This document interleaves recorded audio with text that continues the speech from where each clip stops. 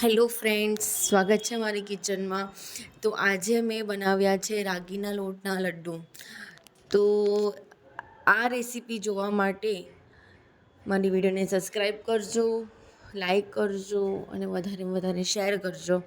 તો ચાલો બનાવવાની શરૂઆત કરીએ. તો મેં અહીંયા અડધી વાટકી જેટલો રાગીનો લોટ લીધો છે અને અડધી વાટલી જેટલો ગોળ લીધો છે. હવે લાડુને એકદમ પરફેક્ટ માપથી બનાવવા માટે મેં અહીંયા 50 ગ્રામ જેટલી બદામ, 50 ગ્રામ જેટલા કાજુ અને 50 ગ્રામ જેટલા આપણે જે કોળાના બીજ આવે છે એ અંદર મેં એડ કર્યા છે. હવે આપણે એને બરાબર રીતે થોડુંક શેકીશું. હલકું હલકું શેકવાનું છે. તો હવે તેમાં મેં અખરોટ પણ એડ કર્યા છે. તો આ બધી વસ્તુ બરાબર રીતે શેકાઈ જાય ત્યાર પછી આપણે એને થોડી વાર આપણે એને હલાવતા રહેવાનું છે. બરાબર શેકાઈ જાય પછી આપણે એને એક વાટકામાં કાઢી લઈશું.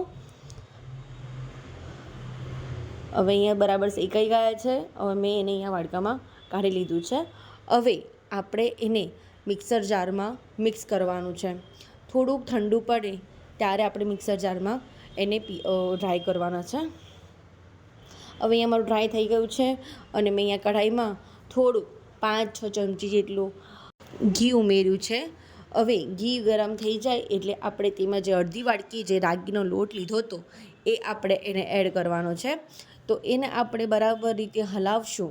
જ્યાર સુધી લોટ અંદર ઘી જોડે મિક્સ ના થઈ જાય ત્યાં સુધી આપણે એને હલાવતા રહેવાનું છે અને તેને થોડું ગરમ થવા દેવાનું છે.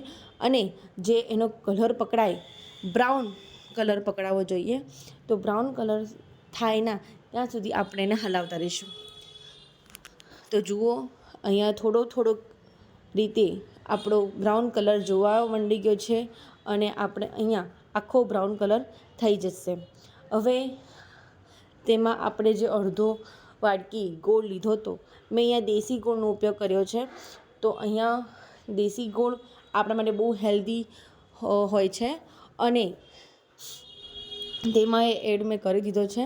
હવે એ બરાબર ઓગળી જાય એટલે આપણે ત્યાં સુધી એને લો ફ્લેમ પર એને હલાવતા રહેવાનું છે. આપણે 5 મિનિટ સુધી તો એને હલાવતા રહેવાનું છે જ્યાં સુધી આપણો ગોળ ઓગળે ના ત્યાં સુધી. જુઓ મારો અહીંયા ગોળ 5 મિનિટ થઈ ગયો છે અને ઓગળી ગયો છે. હવે આપણે અહીંયા જે મિક્સર જારમાં આપણે જે ડ્રાયફ્રૂટ્સ મિક્સ કર્યા હતા હવે આપણે એને મિક્સ કરવાનું છે.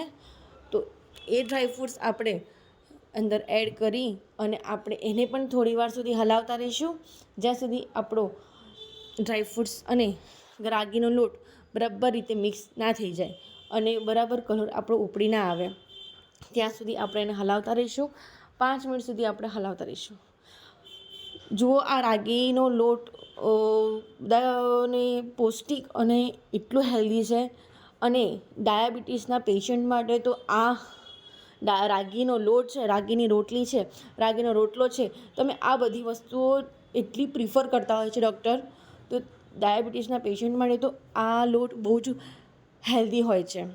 એ લોકોને ઘઉંની રોટલી કે ઘઉંની વસ્તુઓ પ્રિફર કરતા જ નથી ડૉક્ટર.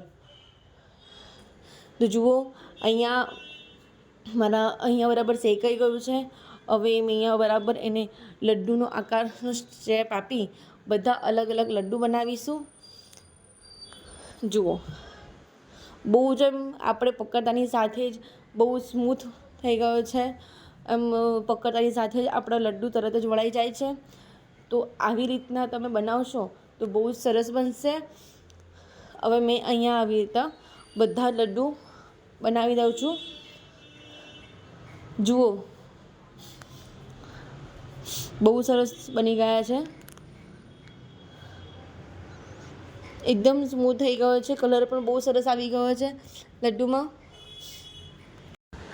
વધારેમાં વધારે આ લડ્ડુ ડાયાબિટીસના પેશન્ટ માટે આપણા ઘરના લોકો રીતે આપણા દાદા દાદી છે, બાળકોને બી તમે આપી શકો. એ લોકો માટે પણ બહુ જ પૌષ્ટિક છે, બહુ જ હેલ્ધી છે આ લડ્ડુ. જુઓ આપણા અહીંયા લડ્ડુ તૈયાર થઈ ગયા છે. ફ્રેન્ડ્સ, આ લડ્ડુ તો મારા ઘરે બધાને બહુ જ ભાવ્યા. તો તમે પણ આવી રીતના બનાવો. મારી વિડીયોને જોવા બદલ આભાર, થેન્ક યુ.